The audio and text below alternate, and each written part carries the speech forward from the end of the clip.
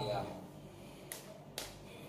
terjadi dengan isu pencucian uang sebesar 300 T.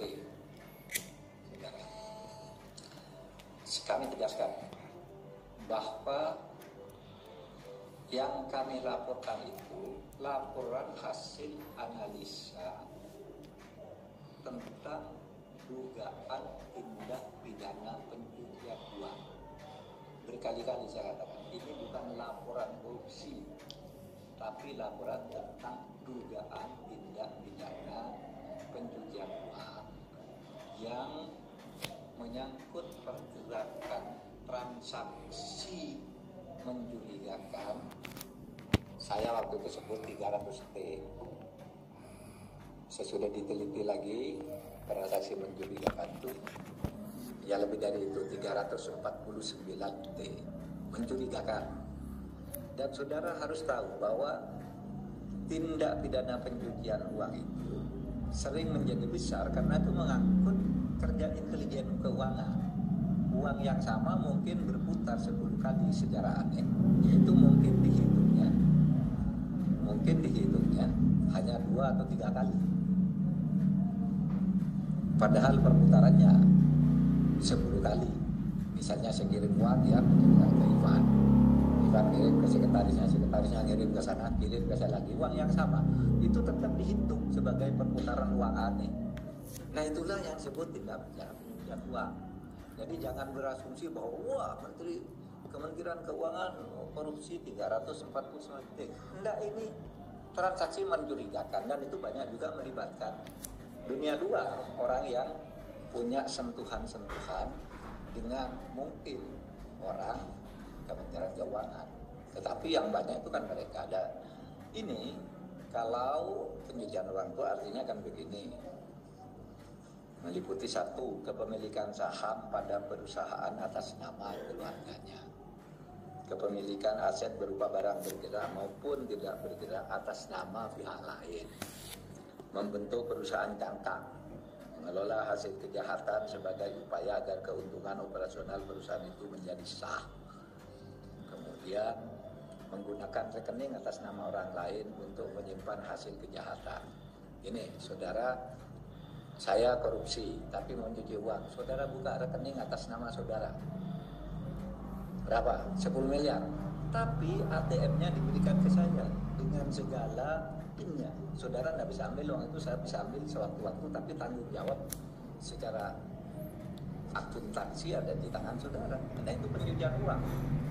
Jadi banyak ya.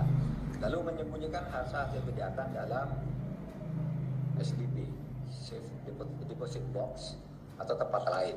Nah itu semua yang harus dilacak.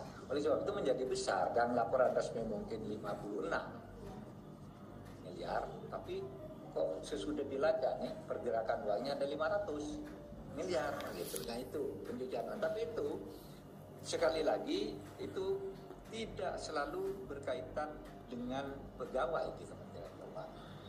Itu mungkin yang ngirim siapa, yang ini siapa, dan seterusnya, dan itu bukan uang negara. Nah saudara, oleh sebab itu dari penjelasan itu secara singkat ingin saya sampaikan tadi, akan disampaikan oleh Bu Sri Mulyani, tapi saya ingin menyampaikan kesepahaman kami bersama bahwa yang kita bicarakan itu, yang saya dan Pak Ivan PPATK sampaikan dan Bu Sri Mulyani juga mengomentari, menjawab bahwa ini adalah laporan pencucian uang, laporan tindak pidana pencucian uang.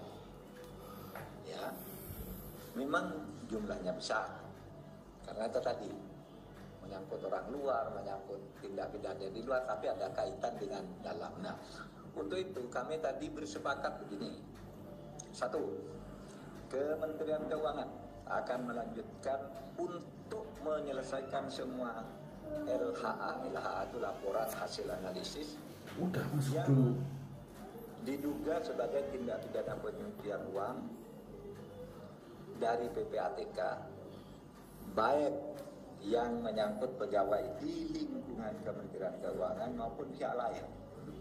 seperti yang telah dilakukan oleh Direktorat Jenderal Pajak yang telah berhasil menambah penerimaan negara dari sektor pajak sekitar 7,08 triliun dan dari Direktorat Jenderal Bea Cukai sebesar 1,1 triliun. Jadi misalnya PPATK lapor nih ada kasus, Anda kok pajaknya cuma tulis 10 miliar padahal seharusnya 15 miliar.